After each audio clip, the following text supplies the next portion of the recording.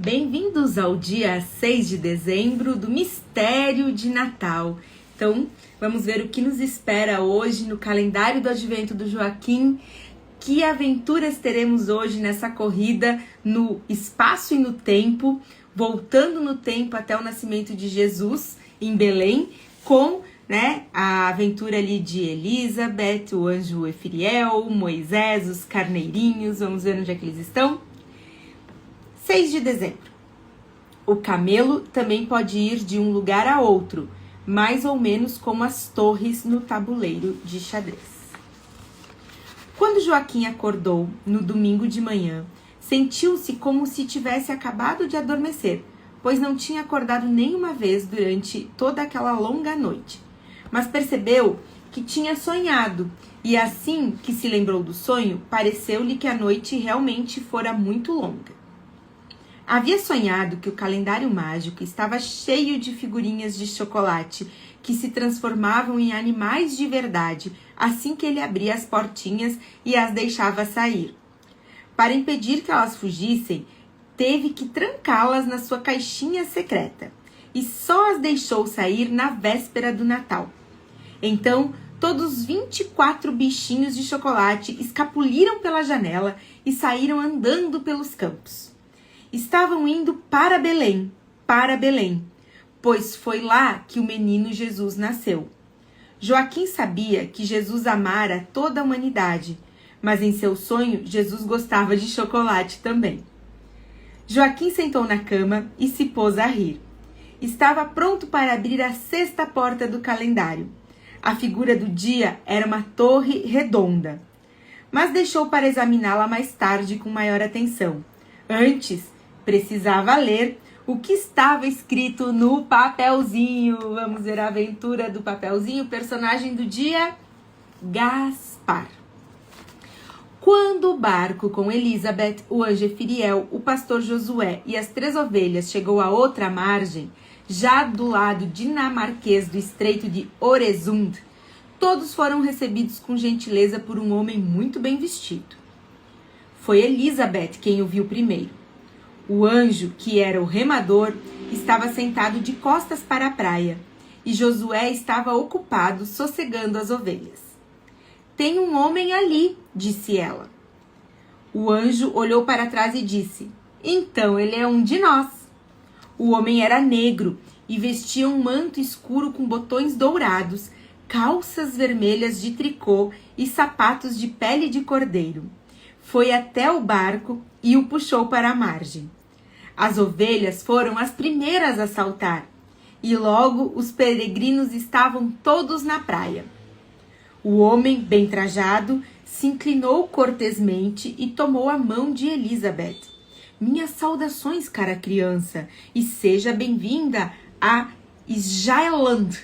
Sou o rei Gaspar da Núbia. Elizabeth, disse ela, fazendo uma educada mesura. Não sabia ao certo como se comportar. Talvez devesse dizer que seu nome era Elizabeth Hansen e que vinha da Noruega, mas isso não parecia muito interessante depois de ele ter dito que era o rei da Núbia. Ele é um dos 3 reis magos, sussurrou Efriel solenemente. Ou 3 reis do Oriente, completou Josué. Nenhuma dessas informações tornou a situação mais fácil para Elizabeth. Se fosse dizer alguma coisa, teria que dizer que era a princesa de Totem, ou algo assim. Daí talvez o rei acreditasse que Totem era algum reino poderoso. O rei negro se inclinou outra vez e disse, muito prazer. Devo dizer a vocês que faz tanto tempo que estou esperando aqui nesta margem do Øresund, que no fim tive que brincar de pular amarelinha entre 1701 e 1699. Aquilo era tão enigmático que Elizabeth precisou esfregar os olhos para ver se estava acordada, já que era bem difícil brincar de amarelinha pulando quadrados riscados no chão. Como é que um rei mago podia pular amarelinha entre 2 anos diferentes? Ele explicou. Quando cheguei a esta praia, no ano do Nosso Senhor de 1701, Alguns pescadores apareceram e ficaram tão assustados ao ver um dos 3 reis magos que tive que dar um passo para trás. E foi assim que cheguei ao ano de 1700. Em seguida, sentei e fiquei olhando para o Oresund, Mas depois de um tempo, chegaram 2 soldados a cavalo, vindos da fortaleza de Copenhague. Também eles se assustaram ao ver um rei negro. É que neste momento eu sou o único negro em toda a Dinamarca, ou pelo menos o único que, ainda por cima, é um rei do Oriente. Esse tipo de coisa atrai atenção, meus amigos. As pessoas têm dificuldade de se acostumar a algo totalmente diferente. Por isso, corri de volta para o ano de 1699. E desde então, estou esperando aqui. Não vi nenhum homem, nem animal, tampouco precisei me esconder do sol, da lua ou das estrelas do céu, pois as estrelas estão tão próximas de Deus que nunca se permitiriam bisbilhotar a vida dos seres humanos na Terra. Elizabeth não tinha certeza de que entendera tudo o que ele dissera, mas percebeu que estava de fato falando com um sábio de verdade. Era tão sábio que ela nem sabia para onde olhar. Por isso, sentiu um grande alívio quando o pastor finalmente bateu com seu cajado no chão. Para Belém! Para Belém! E a pequena procissão se pôs de novo em movimento. As 3 ovelhas na frente, atrás Josué e Gaspar, o rei negro e, por último, Elizabeth e Efiriel. Seguiam aos saltos pelas amplas ruas pavimentadas de uma cidade grande. Efiriel explicou que estavam em Copenhague, a cidade do rei. Era de manhãzinha, ainda era tão cedo que as ruas estavam quase desertas. Elizabeth pensou consigo mesma que era muito bom ver uma cidade tão grande sem carros. Mas, por outro lado, a gente precisava aguentar os excrementos de cavalo que iam fertilizando as ruas. Ela estava acostumada a ver aquilo apenas quando visitava seus primos no interior de Totem. Estamos em 1648, o anjo Efiriel anunciou. É o último ano do reinado de Cristiano IV. Ele se tornou rei da Dinamarca e da Noruega quando ainda era criança, há muitos anos. Rei da Noruega também? Perguntou Elizabeth. Sim, da Noruega também, pois na época em que estamos agora, a Noruega faz parte da Dinamarca. Foi Cristiano IV quem fundou Kristiansand e Kongsberg, e além disso, deu a Oslo o nome de Cristiania.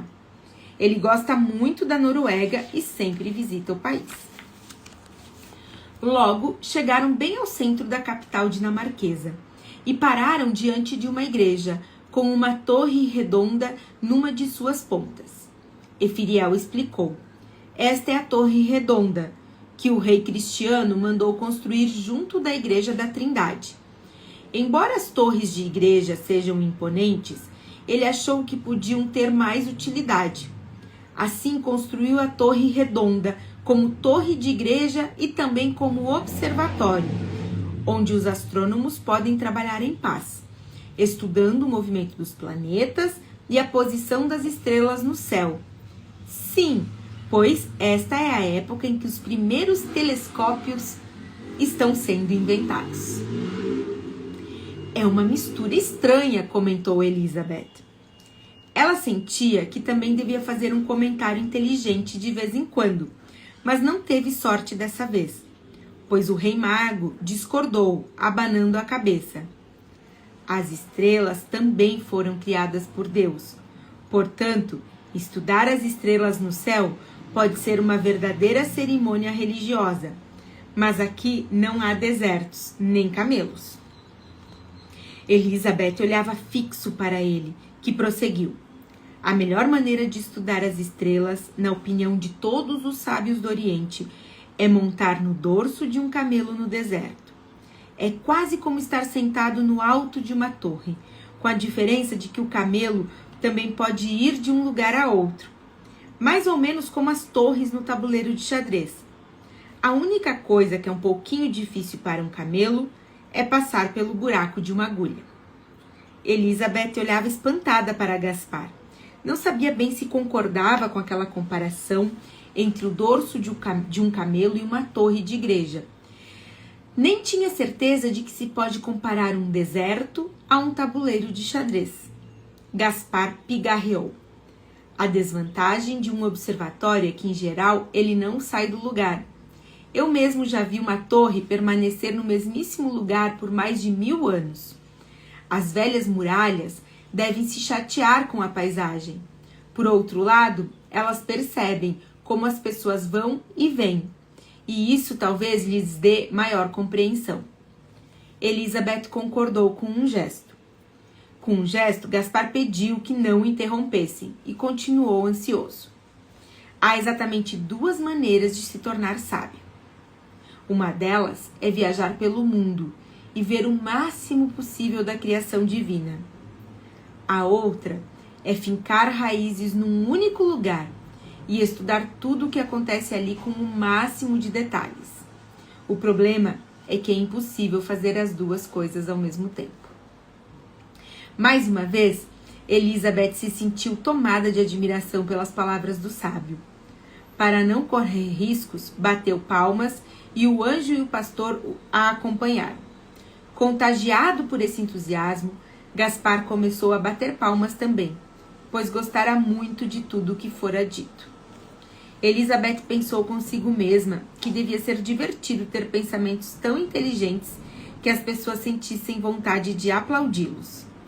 Foi como se o sábio tivesse lido seus pensamentos. Pensar coisas inteligentes é quase como estar num circo, disse ele. E não estou falando de circo com palhaços e elefantes, mas de um verdadeiro circo pensante. Mas deixem que lhes diga, sou muito grato a todos os palhaços e elefantes pela atenção dispensada. Josué bateu com o cajado nas pedras do pavimento. Para Belém! Para Belém! A procissão se pôs de novo a caminho pelas ruas. Primeiro as ovelhas, depois o pastor, atrás o rei mago e, por último, Elizabeth e o anjo. Atravessaram a cidade e foram em direção ao campo, por entre plantações de trigo que balançavam ao vento e bosques frondosos e frios. Elizabeth teve a impressão de que a Dinamarca era um país muito plano, e parecia mais plano ainda porque não se via nenhum edifício alto. As únicas construções que sobressaíam aqui e ali eram as igrejas por onde passavam. Todas elas erguidas em homenagem a um menininho que, certo dia, havia nascido em Belém. À distância, viram o mar e desceram até uma cidadezinha chamada Corsor, ao lado do grande cinturão. Um amplo braço de mar entre Isjailand e Fim. Os habitantes da cidadezinha quase caíram de costas quando viram aquela espantosa procissão, mas seu pavor durou pouco, pois dali a um momento a procissão já voltara 1 ou 2 semanas na história da cidade. Outras pessoas viram de relance a peregrinação, só por 1 ou 2 segundos. É por isso que se falava muito de anjos naquela época. Josué apontou um barco a remo à beira d'água. Vamos precisar tomá-lo emprestado. Vamos depressa. Estamos a quase 1600 anos do nascimento de Jesus. E tocou suas ovelhas para dentro do barco. Elizabeth sentiu que precisava perguntar ao anjo se aquilo não era roubar. Mas Ephriel lembrou-lhe que Jesus também precisou tomar emprestado um asno para ir até Jerusalém. Pouco tempo depois, navegavam pelo grande cinturão. O anjo cuidava de um dos remos, o rei Gaspar do outro. Este tinha que se esforçar muito para remar tanto quanto Ephriel. Fim do bilhetinho. Vamos lá. Quando sua mãe entrou para dar uma olhada habitual no calendário, Joaquim esqueceu que não devia falar sobre o que tinha lido. A mãe deu uma espiada na figura. Deve ser a Torre de Babel. Não, é a Torre Redonda de Copenhague. A mãe olhou para ele surpresa. Quem lhe disse isso? Não faço ideia, respondeu Joaquim, pois era o que a mãe costumava dizer quando ele fazia uma pergunta que ela não sabia responder.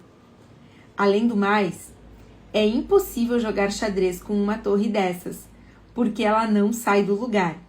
E se a gente senta lá dentro, logo se chateia de olhar sempre a mesma paisagem. Por outro lado, pode ser que a gente ganhe mais compreensão. A mãe juntou as mãos. Joaquim achou que era porque ele tinha dito algo inteligente, mas ela apenas disse: Joaquim, mas de onde você tira tudo isso? E assim finalizamos a sexta portinha do nosso calendário do Advento, Mistério de Natal. Espero que vocês estejam gostando de acompanhar essa aventura. Nos vemos amanhã. Beijo, fiquem com Deus.